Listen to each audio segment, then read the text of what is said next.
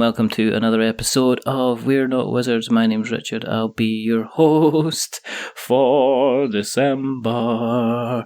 Silent night. Jingle, jingle, jingle, jingle, jingle. It's almost here. It's almost Christmas time, which is always very, very exciting. There's not much longer to go. We're probably about halfway through December by the time this kind of goes out for everybody, all you lovely people listening out there. A little while ago, this person came on the show to chat about their game, and then they went on and was doing kind of well through Halloween. Did this little Halloween special that kind of did quite well, and then the subject of Pogs came up, and ever since then, all that's happened is kind of constant abuse, to the point that even tonight they've got a bag of Pogs right next to them. Do you hear that? Do you hear what I've got to put up with? So joining me, they're back from Emmerse Studios. I don't know why I've just even said yes. Should have cancelled, but anyway, you can't have everything. It's Emma May. Hiya. Hello. I've got a cold. I know. It's quite funny. It's not. I shouldn't be laughing, but you did, No. You did promise you were going to, like, next time you're on the show, you can apologise for all the Pog stuff, so I'm waiting for your apology. Did I say that? No. I don't think I No, said you that. didn't say that. Not at all. Not even on the slightest. Better say hello to everybody who's out there. Hello, everybody. The reason that we do this is because there's not enough podcasts out there. Podcasts. You even got me saying it. There's not enough podcasts out there about board games and people involved in tabletop. Well, there probably is, but it doesn't matter. And the other reason that we do this is stop. And the other reason that we do this is because for some reason, out at the end of the last show, I went, oh yeah, it'd be great to have them back on again. And, so I had to keep my obligations. So here we go. But it's been a busy time. Sexual harassment. It has. It's been busy. It kind of got into busy times. The amount of times I had to talk about Pogs to you has been so stressful.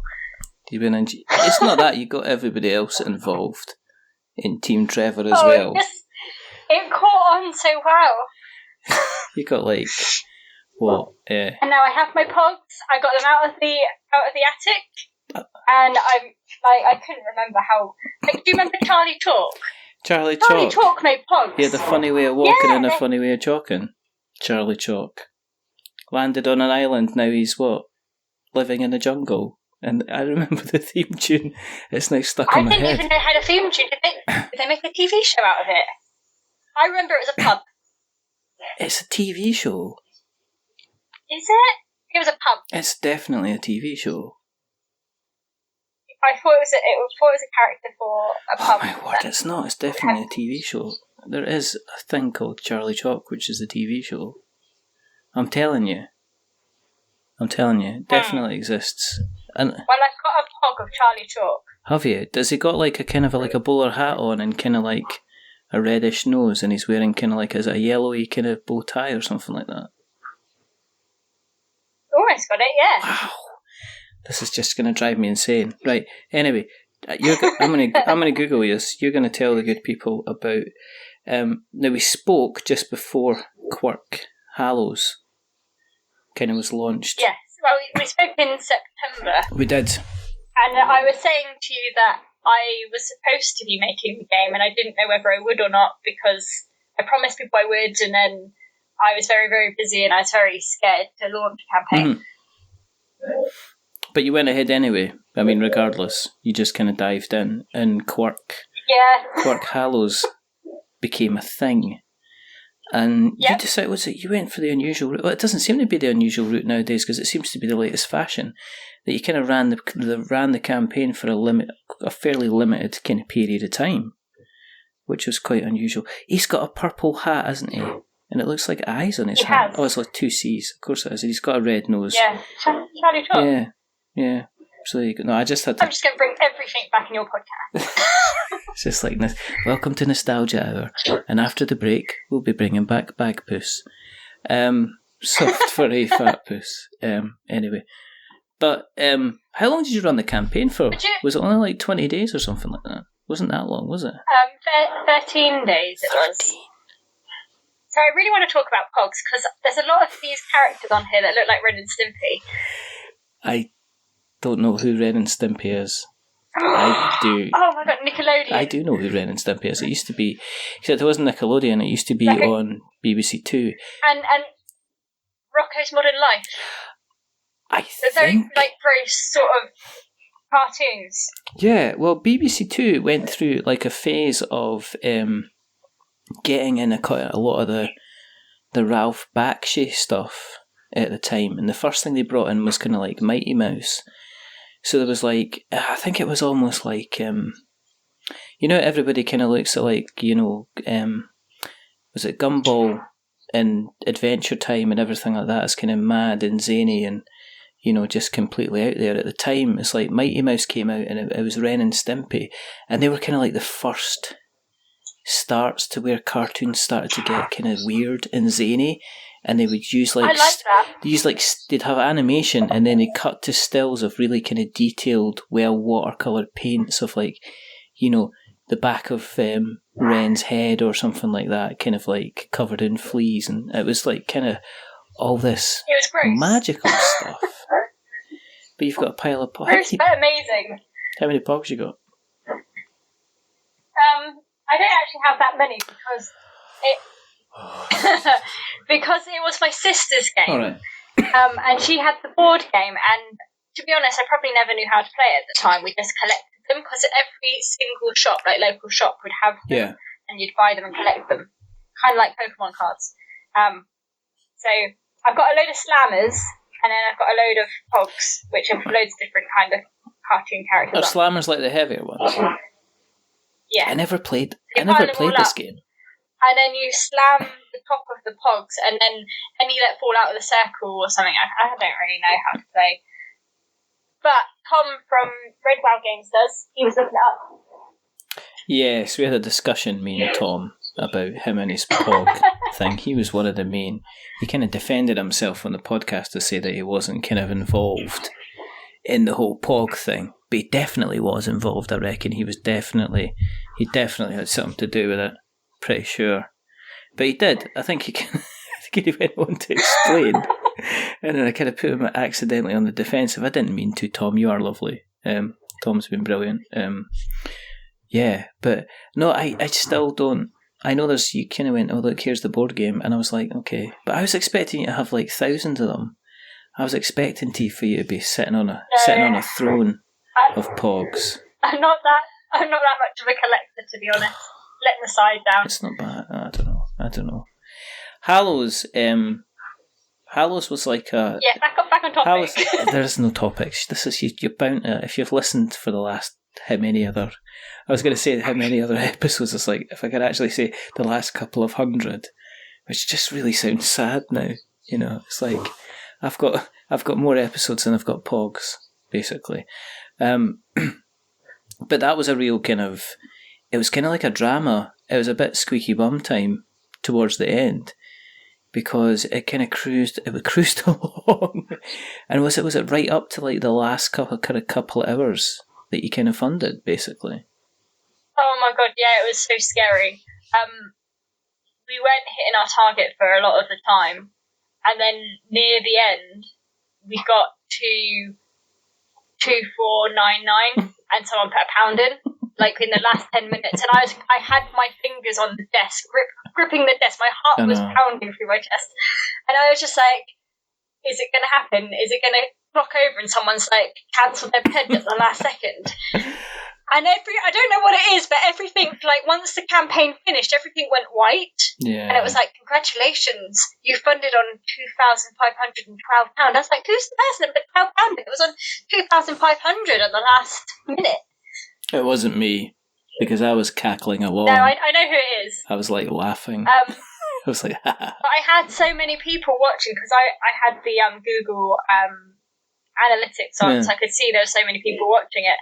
And I've met up with people since the campaign, and they literally said, I had my button ready to put the rest of the money in if it wasn't going to do it. So it's really lovely, like the amount of support that I had around it. Yeah, but that's because you've always kind of supported people, though. I mean, we said this in the last show, that the reason that we kind of wanted you back on was that you've always kind of built your network around kind of speaking to people and kind of connecting up with people and, things like that. So I think when it comes to, I mean, there's Team Trevor, but it kind of goes beyond that. So when you're kind of like, everybody kind of keeps an eye and kind of looks after people, I think that's always kind of a fairly nice thing. But we're now in December, and everybody's got their game. They have. So the turnaround on it was, to be fair, I created most of the artwork in August in my sketchbook, but I needed to digitise a lot of it in October. So I had all the character cards drawn in my sketchbook, but nothing else. And so about a day and a half, I probably digitised a lot of the cards. I spent 8 days putting the page together for Kickstarter and somewhat promoting it. And then we launched 13 days. When we funded, I literally started getting print ready. Yeah. We printed within 2 weeks, so it was like 1 week to get print ready and send all the files over and approve everything, and then 2 weeks on the print run, along with liaising with the board game documentary team to get the film done.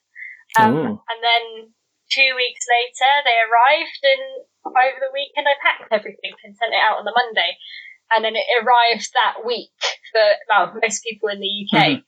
So we're still waiting for people in America, I think, to get theirs, but it's that time of year, so I don't know when they will. Are you just sending stuff out through Royal Mail to America then? Is that not, like, really expensive? Yeah. Nope. No, because the game's only small. Oh, right, so it doesn't weigh over a certain amount. Yeah. Yeah. That's pretty cool. Because it means that people are obviously, as you said, it's just the kind of the time thing for getting stuff over to America at the time, whether there's going to potentially be a backlog. That's why. Yeah, so the whole thing I was done in about 7 weeks, from creating the game through to sending it out. But during that time, though, you've had other things kind of going on with Quirk. Oh yeah, I've always got stuff going on in the background. You've always got stuff going on in the background. Because at the end, because the last time we spoke, we kind of like finished the show, and you went, could you kind of... You said, could you delete that bit? And I got confused and thought you meant about an announcement, so I got rid of that, and then I had to bring it back in again. And then you're like, here's... I've got this. It sounds really weird, I've got this amazing announcement that I'm going to give you, but I can't tell you what the amazing announcement is. And it's like, all right, and you'd made a video, and then you'd filmed the video, and you'd covered certain parts to say that you were going to hide it. You couldn't say. Yeah. Can you say now? Yeah. I can. I haven't released that video. It's just something I did. But I said to people I'd start vlogging some of my little adventures and the shows I go to and what happens. And that was kind of like after the show, the emotions I was going through, the things that actually happened at that show. But because something really big happened, I couldn't really say it. But I want people to know the kind of stuff that does happen and the work that goes into it to make it happen. But at the same time, I can't say too much because I'm still on this journey and I'm still building and developing those relationships with people. So it's not something I can completely tell people how to do yet. But the big news, obviously, as people know, was Waterstones. So we're in 5 shops at the moment, possibly more. That's amazing. I mean, I don't want to sound sarcastic. I just went, you don't want to sound sarcastic, but I sounded sarcastic as opposed to long. But I mean... No, it's fine. I had a talk with my so I've got a mentor. So I've got a mentor in business, and I sat down with her the other day and had a chat, and I just casually went, and of course we're in Waterstones and all that sort of stuff, and she's like, oh my god, you're in Waterstones now. It's like, I swore I told you. She's like, no, the last time you told me it was like it was going to happen, but you didn't know when it was going to happen.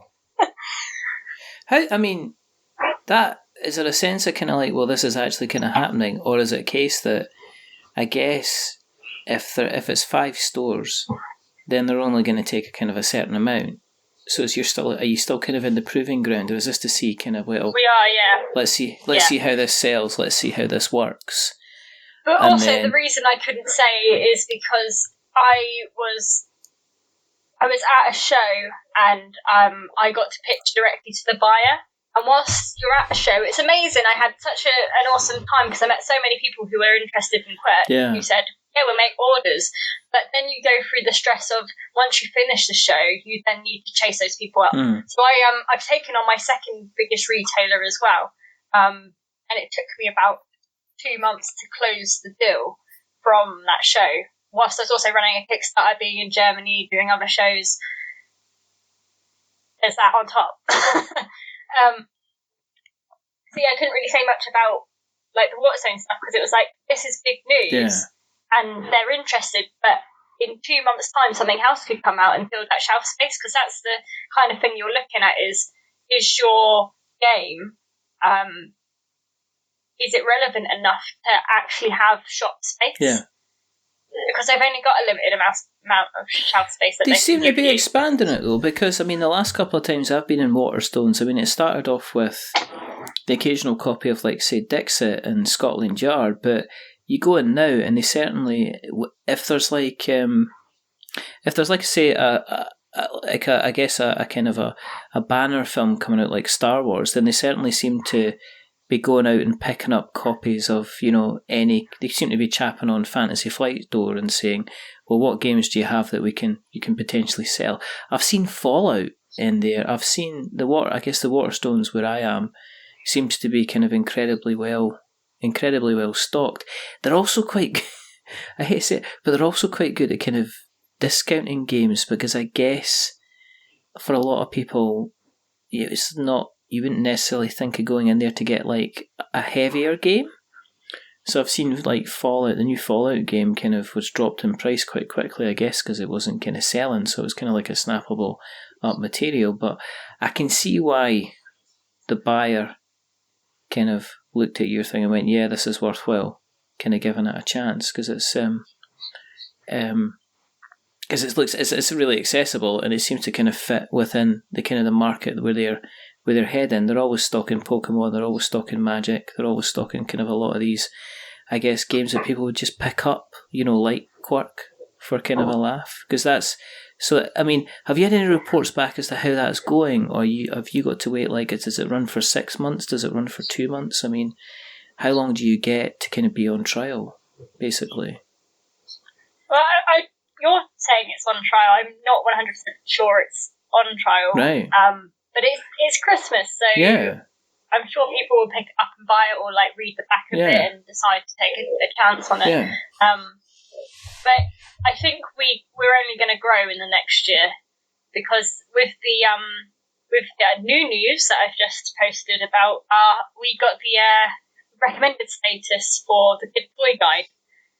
So what that means is that our games have been tested by children and observed by a professional in child's play and development, and they test it in at least four separate times with different children, and then they observe the results of that. And from that, they have scored Quirk high in fun, skill development, and ease of play, which is, I mean, we're recommended, and because there's two ways you can either get approved or you can get recommended, and we have been recommended by them. So that is like kind of testament to what Quirk is as in gameplay for families, and it's a highly respected organisation who test toys in the industry. So how does that kind of affect if you're going to pitch, I guess, to other places? Then does that mean that it's easy for you to go in and say, right, okay, you should take this because it's got some officially kind of what you would say good reviews. It's not like you rocking up and saying, okay, I've got 5 YouTubers who've written, you know, they've filmed a video on it, you know. Everything starts like that though. So that's what I was saying in the beginning is, you know, the Board Deck and Dice, his son rated it 10 out of 10 when he first played it, and they were skeptical when they first had it come through their door. Like, should we play this? Should we not play it? And his son said yes, and luckily he did, because that's kind of what started us off. And then he recommended me to a load of other people who also reviewed it, and from there that kind of starts a spiral. But it's nice because I'm now looking at the toy industry, to be able to talk to buyers and say, yes, we are recommended by the Good Toy Guide, because that does hold some level of achievement somewhere. Yeah, no, I mean, people look towards something that they recognise and they know. You know, if they're kind of considering kind of taking on.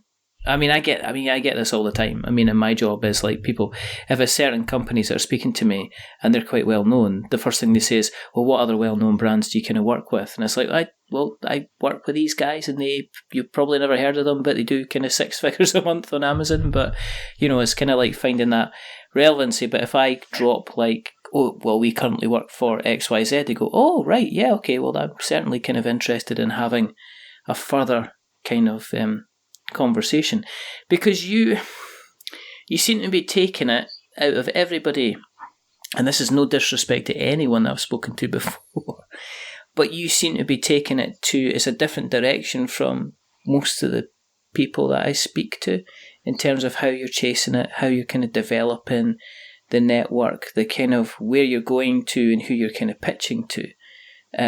You seem to have started off like, here's develop the game, and then let's see where we can push it and where we can get it to. And it just goes to show that, you know, you've put a ton of work into this, and it's kind of, it's starting to kind of get somewhere now, isn't it?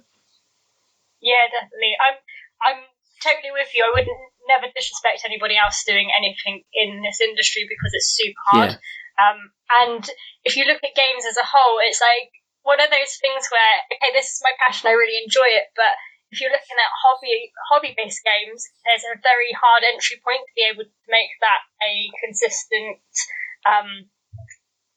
print cycle. Yeah. So most companies will end up making one game, second game, third game, they kickstart everything, and it seems to be a Kickstarter cycle. Yeah. And you can get really big and have a very dedicated audience that way. But I don't think that's a good path for me. And the way that I look at Quirk is that it is a mass market game.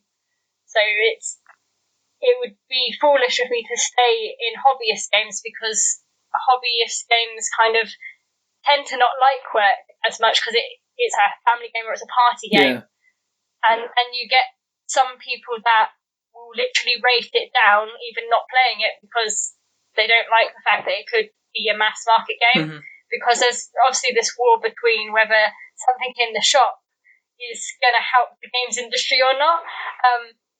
And I don't want to say I'm on the fence on this. I've got a very clear opinion of it. I absolutely hate when people are dragging other games down, even if they are made by big companies. It is frustrating, but at the same time, because the games industry is growing, this gives us more of an entry point for us to then start building our hobbyist games and developing even further with them and actually creating that niche.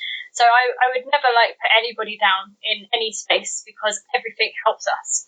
Yeah, no, I mean, I think I mentioned in the last show, the show before, I do so many, I'm so lost. But, I was in just Tesco's the other day, which is, for you folk in America, it's like Walmart, except probably smaller. But they've got kind of like code names on the shelf. They've got Double on the shelf. They've got Risk now. They've got they are starting, and you can see it. You can see it kind of trickle over. They used to occasionally have Magic. They definitely always had Pokemon, because it was guaranteed to be, something the kids would definitely want. But I'm certainly starting to see kind of things like was it the Obama Llama and games like that, kind of coming into. Coming out on that shelf. And I was actually so surprised. I was like, I think it was Pandemic as well, because I pointed to, I was in Tesla's, pointed to myself, I says, look, there's Pandemic. And he was like, this was one of the first games that we played together. He went, wow, that's pretty amazing. That's pretty amazing for, there's going to be people that are going to take a chance on that game. And then by finding that game, they're then going to go, oh, well, we really enjoyed this. It was horrific to play and really, really tough, and we got our butts kicked at it. That's the thing. If you go and type Pandemic is... Yeah, it's it's a gateway. That's going to be the next. It's going to be the next Monopoly, but in this culture that is being built out of board game cafes and independent game designers. Yeah, and it's interesting because what will happen is that person will go, I'm looking for games like Pandemic, and they'll do that Google search, and then that'll be them.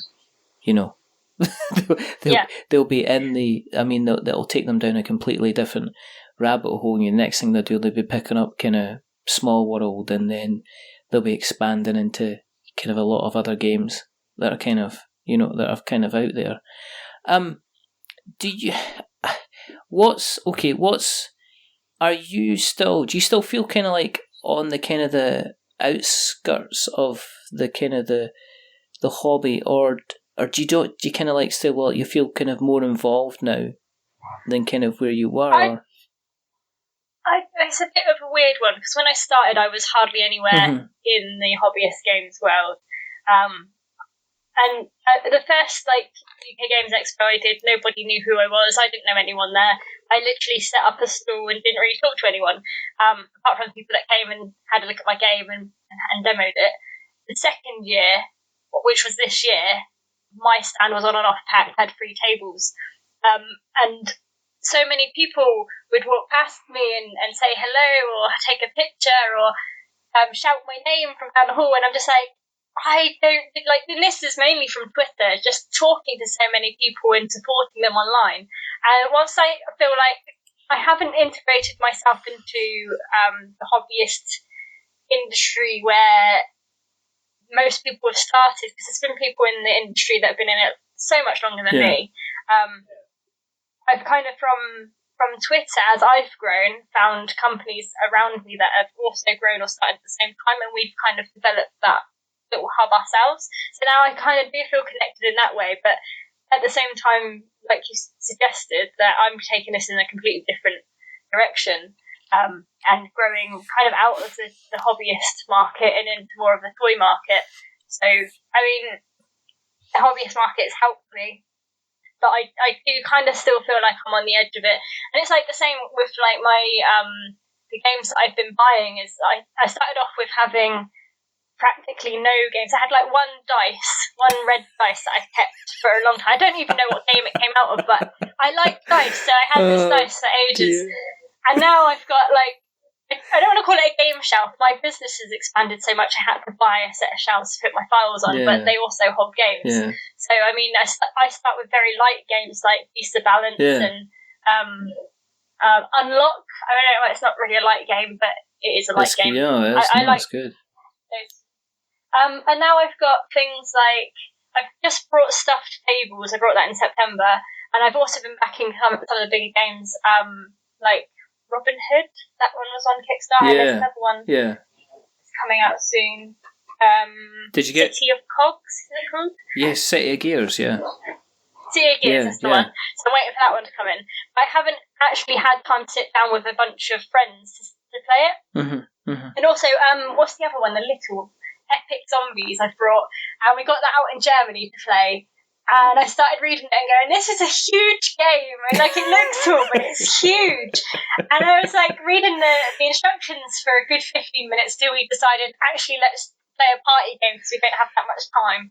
So yeah, I'm starting to expand and look at these other games, and my friend introduced me to Pandemic quite a while ago. And as you probably know, or most people know who've spoken to me, is I've got a strategy for building businesses and niching your products based on how Pandemic works. Yeah. I think I told you. I am just so excited about the concept of it, because I was like, oh my god, I just see ways in which you can strategize your business by looking at how other things work. I've totally stolen that for work, by the way.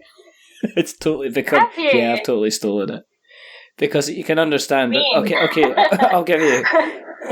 Let me give you an example, and I'm coughing away, and I just have to kind of get that. But that's the reason I share it, so other people can use it. No, I mean, I have got people that come on and say, "Look, okay, this is my business. I sell kind of like fencing," and it's like, okay, you know, and I'll be like, "Yeah, fencing, that's good," but then they say they want to be found in, say, Amazon for fencing.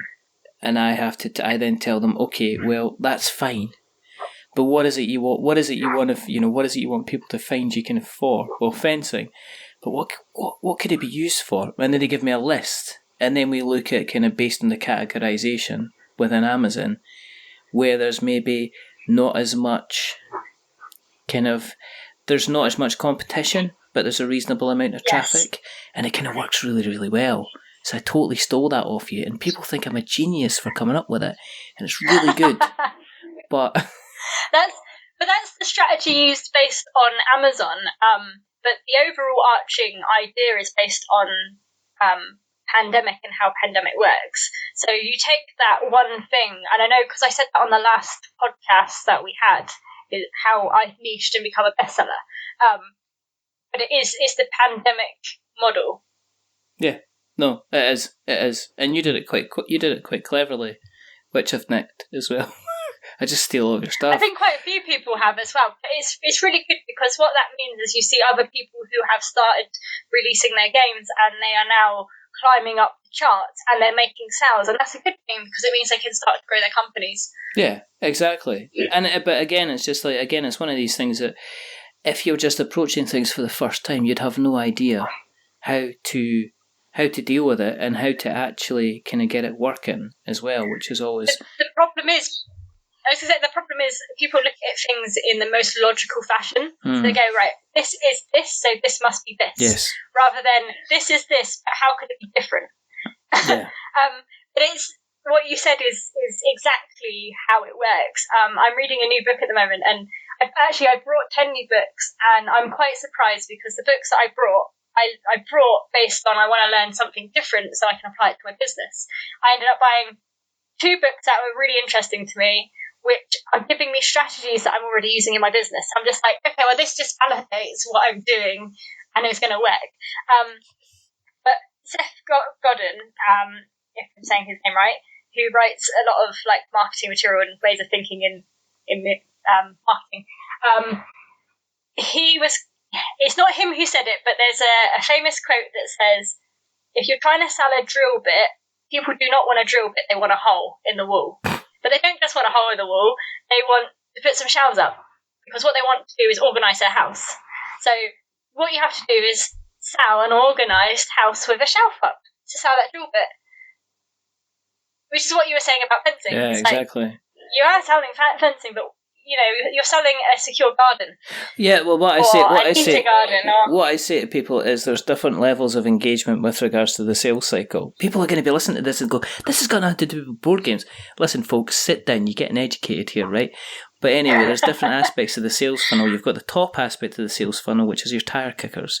So that'll be somebody who'll come on and just do a search on fencing because they've been told they need to get some fencing for the rabbit. Yeah. They need to build a run for the rabbit. In order to do that, they need to get some fencing. So they're going to tickle the keyboard and they're going to put in fencing into a search engine, whatever place they're going to be looking for it, and then certain results will come up. And then what they'll do is they will then maybe do a little bit of investigation away from the place that they're going to sell. And the next time they'll come back is that they'll be looking for they realise that they need to get galvanised fencing because it's going to be outside. So that's what they do. They do a search, and instead of getting 120,000 results, they get 40,000 results. But then the next thing they realise is that they do a bit more research and they go onto Rabbits Online or whatever, and they discover that the best type of fence they want is they only want a 2mm hole fence, because anything bigger than that and it can injure the rabbit because it can stick stuff through there, and anything smaller than that is more difficult to manipulate and do stuff with. So that then they go back and they say, okay, I'm looking for galvanised steel fencing 2mm, and that takes the results down to 1200, and that's and then you can do it again and you eventually get it down to the point where you come up and there's only 50 results, and then it's just a case of how well you sell your concept to the customer in order to sell. So if you can say our fencing is ideal for people who are looking to use it for runs for rabbits, that person's going, excellent, I'm sold, I'm buying some. And that's how it kind of works, basically. Can I just add something? Of course you can. A couple of conversations have come up recently about how you sell your product, and the words that you use, because words are so important. I started working with someone at the beginning of November who changed all my copy. And I know I said it in one of my Kickstarter updates, and then you messaged me and said, oh, who's this person that's doing this? But we changed my entire copy on Amazon. Now, I sell it selling pretty well on Amazon anyway. And we changed my copy. Within that day, I doubled my sales because of the way that it's written. And I don't want to give too much away on this because it's not actually, I don't want to plagiarize anyone else's work by saying what they said to me. I do in closed conversations, but I don't want to do it publicly because it's not mine. But it is very important how you look at how you sell to your customer. And it's the same way that I've built Quirk from a concept to getting it into Waterstones and having professionals review it and get the same results as I've always got when I go and test things. And it is basically the only way I can tell you without giving away their stuff is when you're testing it with people or looking at how people buy, they buy differently to how you sell it. So a good way to be able to do this is to go into a shop, look at something you're interested in, and ask the questions to yourself of why am I interested in this? What am I doing when I look at this product? What are the questions I ask myself? So that you can then look at your product and think, people are doing that to my product. Because some of the first things you do when you pick up a product is when you look at the box, then you read the description on the back. And I've watched people pick up my box and immediately they flip over and read the back. Even though if I'm standing there, I could tell them what it was about. Yeah. But I let them stop and read the back because I want to see if they understand what I've written. Because if they don't, they'll be asking me questions. And if they ask me questions, then that's what I then have to change when I do my updates. Oh, yeah. No, that's so important. I mean, I think the Giant Brain, Ian McAllister, did a fantastic piece recently on preview copies. And one of the things that comes up again and again and again is rule books. And it's a case that, and we've had a discussion. And I, in turn, I've actually spoken to a few people about the rule books in terms of, how they write them, because that's just, because I used to write training manuals for banks. And if you can explain bank procedures, you can explain anything at all. But anyway, the discussion was quite simple, is that there's a big difference between the playtesting side of developing a game and the blind playtesting side of developing a game to the total sending a game out to somebody for a preview, a review, a write-up or whatever, and being able to leave them alone, knowing they're successfully going to be able to play the game correctly. And Ian's point was that it happens too many times now that he seems to get the playtest version of the game, which is the game where the developer is, or the designer is standing over them and able to point out the bits where you're getting stuck on the rules.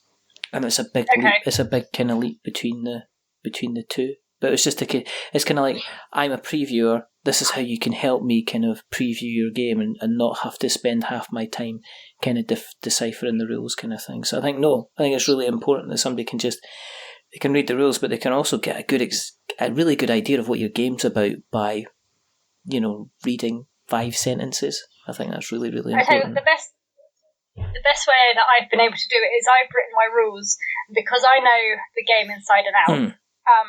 It's very hard for me to not want to tell you everything, but I've iterated the rules myself all the way through the process as well, from having really ridiculous sets of rules with tons of writing and down to listening to absolutely everything someone said when they've asked how to play, to be able to develop what's the most necessary thing that they need to know as they're reading it. And then also a very good thing is to then give that to somebody else to read it and see if they understand it, and then for them to rewrite your rules so that your majority of players can play it without needing to find the online videos or ask somebody who has already played it. Yeah. No, as I say, I think that's one. Do you know what? I think it's one of the key causes for people to put a game back and play it another time, because like a 3 hour, if you've got a 3 hour window to play a game, and if it's a game that you've not played before, if it's a heavier board game, I'm automatically sacrificing an hour. I know I'm automatically going to be putting an hour away into kind of like reading the rule book and stuff like that. I know that I'm not going to be ending up kind of playing it. I know that I'm going to probably potentially have to rake through the rule book again and again and again. So yeah, I think it's kind of like, again, smaller games, you want to dive in. I guess it's worse if you try to play a smaller game and you stumble on the rules, because generally they're just there. There's like a page in front of you, and if you mess it up completely, if you don't get it right, then that person's just gonna potentially, it's not a case they might not play it again. They might just stick it in a charity shop. I spent a tenner on this. I went to a board game evening a couple of weeks ago, and I was playing games with people I'd never met before, and we saw this game, and it looked really innovative and amazing and cool and quirky, and we decided we wanted to play it, and we literally read the rules, and then it was over in 2 seconds. We were like, we're obviously not playing this, right? And it was so confusing, and it only had like 2 pages worth of rules, and it was just a placement of how they've laid everything out, because they had right at the very top next to the title, there's actually 2 games here. But what we did was we didn't read that bit. We read from how to play all the way through both sets of rules, and then didn't understand why it went so fast, or we weren't playing it right. Yeah. So it's very important, because we kind of were like, we kind of like the concept, but it's a shame we didn't get it. Yeah. So we never played again. Just like... Get out, don't come back. But have you got? It is important though. But have you got kind of had to develop that mindset, because you're not dealing with, like you said yourself, you're maybe not going into a board game cafe and putting Quirk on the table. You're maybe you're going into any other places more. I don't know, maybe less. Guys that would be expecting to kind of, I'm here for the duration, I'm here for the next 5 hours, give me a 52-page rule book and give me 157 miniatures and counters and stuff like that. So it's a kind of, you must be focused on, I know I'm going into places where Quirk has to grab these people extremely quickly, because this buyer is in the toys and games department. They are looking at the next version of Guess Who. They're looking at the next, they're looking at Don't Step in That, or whatever that game was that won the Innovation Award. From what you're saying there, it comes to a really basic principle in business, which is if you can describe it to a 5-year-old, then it's going to work, and you should be doing that with almost everything. One of the things I can say, like when it comes to copy, and that it's the same thing. We we made the copy so easy a 5-year-old could read it. And it's another, again, this is when I say, when you look at things as you're trying to sell them, you sell them in a more difficult way than someone will understand to buy it. So, I use words like, you can become a trendsetter and embarrass everyone because, it levels the playing field. But those words, whilst they might seem quite easy to us, are actually words that would turn someone off if they're thinking, I want to buy this for my 5-year-old. Yeah. At the same time, if you are selling to somebody that, even if they are in their 30s or 40s and they want to buy a game, if you're talking in a language that everybody can read at, then you're more likely to sell a game. And there's a lot of people that want to use really cool,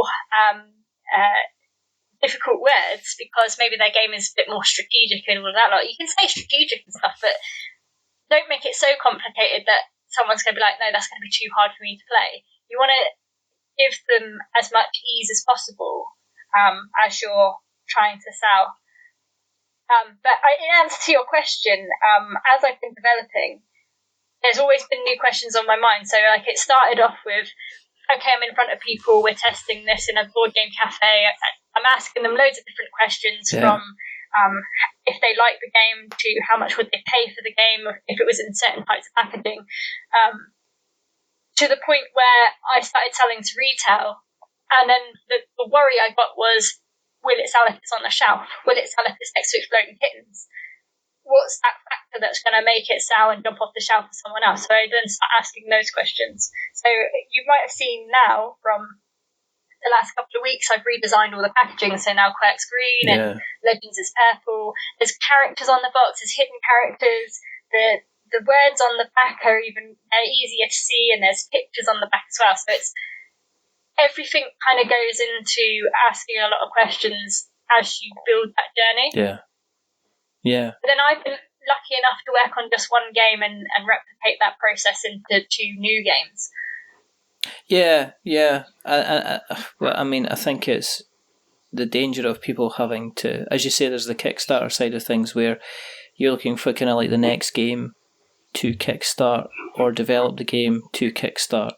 And I think in some cases some of the creators don't get to the level where you're at, where you're now thinking, well, I need to think about kind of accessibility. I need to think about how is it going to look on the shelf. I need to look at the kind of like pitching this to people who don't normally play kind of this level of board games. That's what I mean. I think that's what I mean. I think is like you're kind of on. I wouldn't put you right in the middle of or even the kind of the side of the I guess the board game hobbyist kind of circle. I don't mean that to be an insult, because you're obviously doing things in such a different way. I couldn't imagine sitting down and maybe having this conversation with maybe a few guys that we've had on regarding Kickstarter, because to them it's more, and I've said this before, it's more like a passion project. They're not looking to get it sitting on the shelf at Tesco's. They're looking at just getting the thing made because they've spent. That's the thing that I keep seeing. The thing that keeps coming up time and time again is that there is a big difference in what your goal is with designing a game. Yeah. Some people do just want to make the thing that they're really passionate about. They played it with their friends and they want to get it out there for a few other people. Yeah. There are some people that do want to get in the shops and they're wondering, how do I do that? And then there are people that are continuously building more and more games. I am slightly worried for some of these companies that they do actually want to become a company, but they're running Kickstarter campaigns over and over again because it's becoming an unsustainable method in building board games. And even people that have been very popular with some of their games and they're launching their new games are finding it more difficult to keep getting backed. And one thing that I'm very concerned about is when you're launching a game, and since there's been so many delays on Kickstarter at the moment, you launch a game and then you're launching your second game but haven't delivered on the first one. Yes. And I mean, that's a concern for me because I'm always thinking of my consumer, and as a consumer I'm thinking, well, why are you doing your next thing when you haven't fulfilled your first thing? And knowing that most people are running their board game companies as well as having a full-time job, you're thinking, how can you stretch yourself so thin to be able to develop the next thing? So you have to have a very, very good plan and probably a lot of people around you to be able to pull something off like that. Because they don't tell you what running it's like. I mean, you talk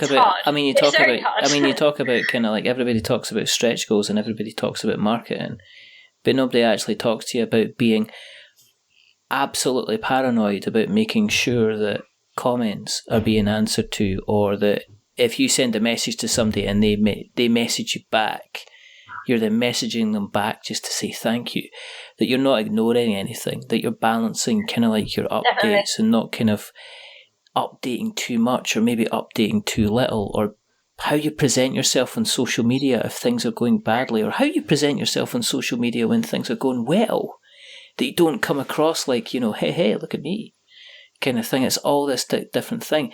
And it'll be an interesting conversation to have in a couple of months' time once I'm finished with my little your experiment's going very well. Ramshackled experiment. It's just experiment.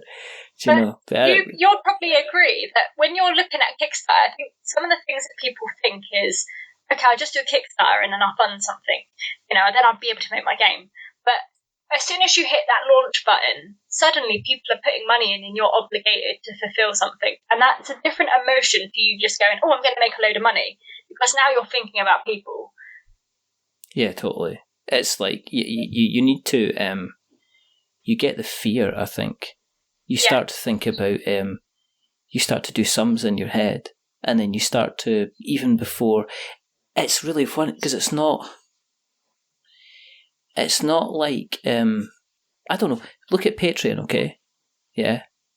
Patreon is about people continually kind of providing funding in order to help almost kind of sustain what you're doing as a content creator. You know, some people provide kind of like different things. They provide kind of like upfront content. They provide kind of like special access. They do like one-on-ones. You know, but it's kind of like, it's not an it's kind of like people will apologise and they'll say, "Oh, I didn't do much this month. I'm sorry. I'll not bother collecting your kind of money." Kickstarter, you don't sit there and go, "Wow, look at this money. What am I getting?" And you don't get the kind of the Scrooge McDuck diving into piles of coins kind of thing in your head. You get almost the opposite side of things, which you're the accountant sitting there with that kind of the accountant machine with a handle going, right, okay, well, this is going to cost this and this is going to cost this. And all of a sudden, kind of like stretch goals become like, they don't become fun and exciting. They become, I've really got to calculate how much this. Is it going to cost? What is this going to be? Can I give this to everybody? I know I'm trying to be kind. And that's the but, whole thing.